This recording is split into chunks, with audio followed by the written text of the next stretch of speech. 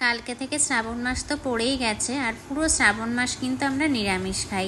আজকে যেহেতু শনিবার বানালাম ছানার পাতুরি, তার জন্য কেটে নিয়েছি ছানা, এছাড়া নিয়েছি সর্ষে বাটা। তো সর্ষে বাটার মধ্যে আমি 2 চামচ সাদা সর্ষে, 1 চামচ কালো সর্ষে আর 2টো কাঁচা লঙ্কা নুন দিয়ে কিছুক্ষণ ভিজিয়ে রেখে একটা স্মুথ পেস্ট বানিয়ে নিয়েছি।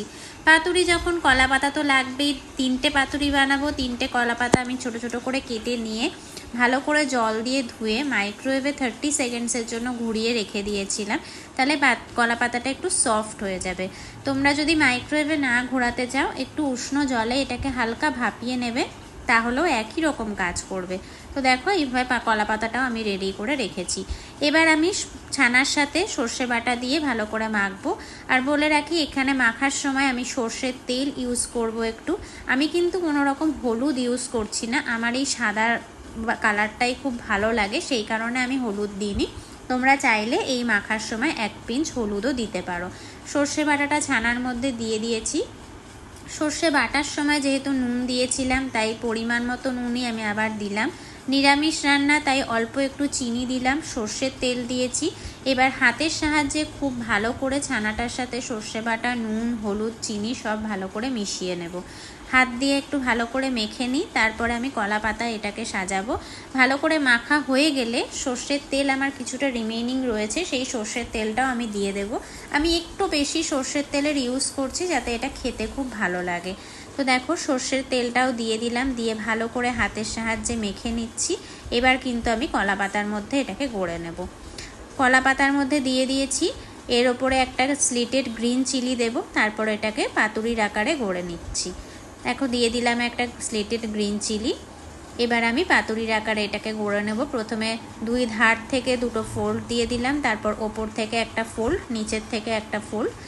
এই পর্যায়ে তোমরা এটাকে কিন্তু টুথপিক দিয়েও গেঁথে নিতে পারো, বাট আমি সুতো দিয়েই বাঁধছি। আমি সুতো দিয়ে বাঁধতে বেশি কমফোর্টেবল ফিল করি, সেই কারণে এদিক দিয়ে একটা ফোল্ড দিলাম সুতো দিয়ে। এরপর উল্টো দিক থেকে ঘুরিয়ে এনে ভালো করে গিট দিয়ে বেঁধে নেব, যাতে ভাজার সময় এটা খুলে না যায়। এভাবে আমি পাতুরিগুলো গড়ে নিয়ে তোমাদের আবার দেখাচ্ছি কীরকম হলো এটা দেখতে। তো আমার পাতুরি গড়া হয়ে গেছে। এবার চলো রান্নাঘরে চলে যাই। রান্নাঘরে গিয়ে তেল গরম করতে দিয়ে দিয়েছি। আমি সাদা তেলে ভাজছি, তোমরা চাইলে সর্ষের তেলেও ভাজতে পারো। শ্যালো ফ্রাই করছি, এটা চাইলে ডিপ ফ্রাইও কিন্তু করা যায়। তেল গরম হয়ে যাওয়ার পরে এক একটা করে পাতুরি আমি দিয়ে দিলাম এর মধ্যে। পাতুরিগুলো দিয়ে খুন্তির সাহায্যে এপিটোপিট করে নেব। তারপর গ্যাসের ফ্লেমটা একদম লোতে দিয়ে দেব।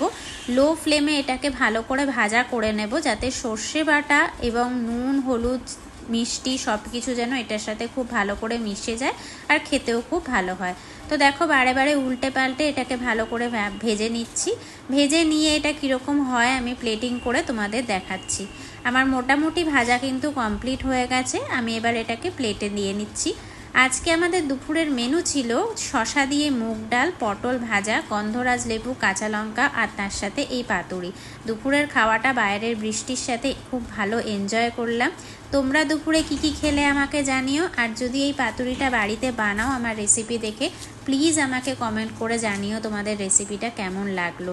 আমরা কিন্তু খুব এনজয় করেছি। তোমরা যদি অন্য কোনো রকমভাবেও পাতুরিটা বানাও, তাহলেও কিন্তু আমাকে কমেন্টে জানিও। আমিও নিশ্চয়ই তোমাদের বলা ওয়েতে পাতুরি বানিয়ে দেখব, আর তোমাদেরকে জানাবো কেমন লাগে।